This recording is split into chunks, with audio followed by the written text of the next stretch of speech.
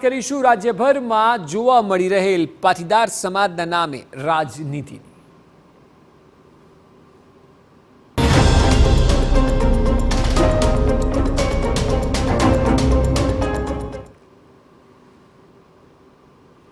છેલ્લા થોડા સમયથી જો આપ ધ્યાનથી જોશો તો રાજ્યમાં પાટીદાર સમાજના મુદ્દે યેન કેન પ્રકારે કોઈક ને કોઈક વાત સામે આવી રહી છે।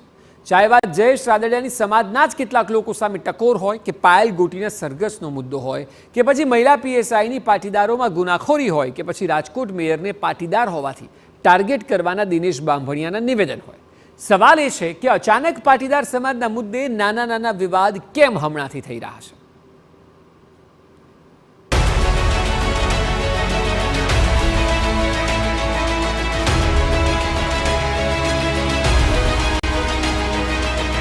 पहला पायल गोटीनो मामलो। फोनमा हाडका नाखવાની કામગીરી આજની તારીખે પણ આપણા સમાજની 2% ટપોરી ગેંગ કામ કરી રહી છે। પછી જયેશ રાદડિયાનું નિવેદન અને જે સાયબર ફ્રોડના કેસ આવે છે એમાં 50% પટેલ સમાજ હોય છે। બાદમાં પાટીદારો મામલે પીએસઆઈનું નિવેદન।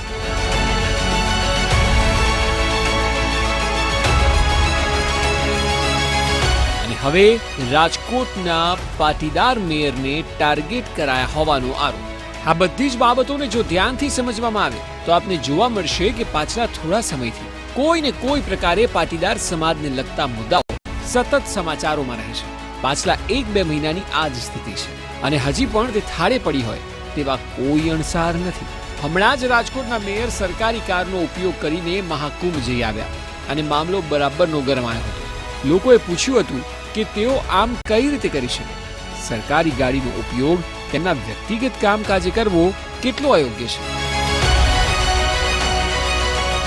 જો કે આ વિવાદ બાદ પાટીદાર નેતા દિનેશ બાંભણિયાએ સોશિયલ મીડિયામાં એક પોસ્ટ મૂકી અને પાટીદાર કાર્ડ રમવાનો પ્રયત્ન કર્યો। તેઓએ કહ્યું કે મેયર પાટીદારની દીકરી હોવાથી ટાર્ગેટ કરાઈ રહ્યા છે। પાટીદાર નેતાને વિખવાદમાં લાવીને ખતમ કરવાનું આ કાવતરું છે।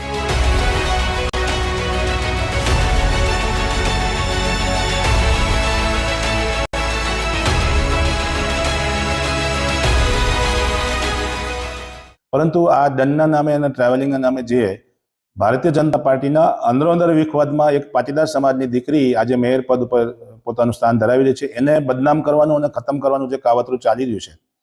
હજારો પ્રકારના કૌભાંડો થતા હોય છે, એમાં દરેક જગ્યાએ આવા નવા વિખવાદો કરીને મેયરશ્રીને ઉતારવા પાડવાનું એક કાવતરું હોય એવું મેયરશ્રી પોતે કહી રહ્યા છે।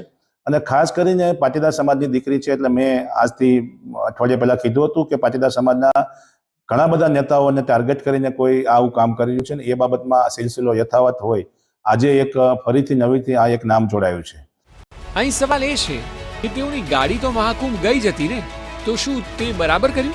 તેઓ ગયા જ ન હોત અને આવું કંઈ થયું હોત તો ટાર્ગેટ કરવાની વાત આવે, પણ બાંભણિયા ફરી સમાજને આગળ કરી રહ્યા છે। ત્યારે આ વાતને તો મેયર પોતે પણ ખોટી ગણાવી રહ્યા છે। તેઓ કહે છે કે તેઓને કોઈએ ટાર્ગેટ કર્યા નથી, ખોટો આ મુદ્દે વિવાદ વધારવાનો પ્રયત્ન થઈ રહ્યો છે। જરા સાંભળો। હું કહું છું સમાજને આમાં એક ગેરમાર્ગે દોરવામાં આવી રહ્યો છે।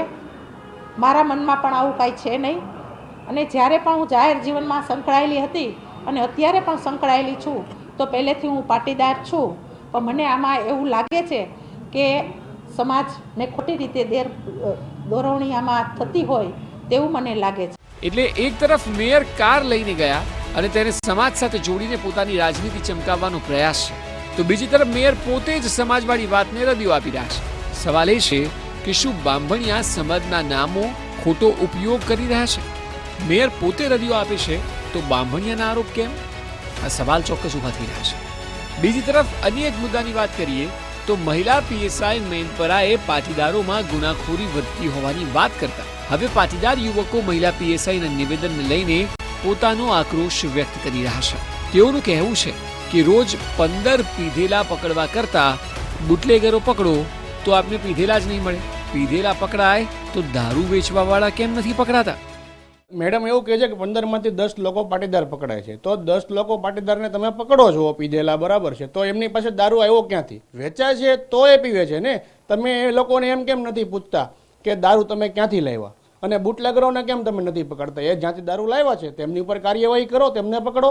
તમને માહિતી મળે જ છે. અને બીજી વસ્તુ કે લોકો કહેવાય છે કે ગુજરાત પોલીસ બહુ મહાન છે, તો પોલીસ દારૂ જ્યાં વેચાય છે ત્યાં સુધી મૂળ સુધી કેમ નથી પહોંચતી? પહેલી વાત તો ગુજરાત દારૂ ડ્રાય સ્ટેટ છે, ગુજરાતમાં દારૂબંધી છે, ગુજરાતમાં દારૂ વેચવો પીવો બધો જ ગુનો છે, છતાં પણ ગુજરાતમાં દારૂ બેફામ વેચાય છે. તો ગુજરાતમાં મૂળ તો બોર્ડરોમાંથી જ દારૂ આવતો હોય છે. ગુજરાતમાં કોઈ હેલિકોપ્ટરમાંથી નાખી જતું હોય છે, વિમાનમાંથી ઉપરથી પડતો હોય છે, કે વાદળમાં વરસાદમાં પડતો હોય છે, એવું જ કશું છે નહીં.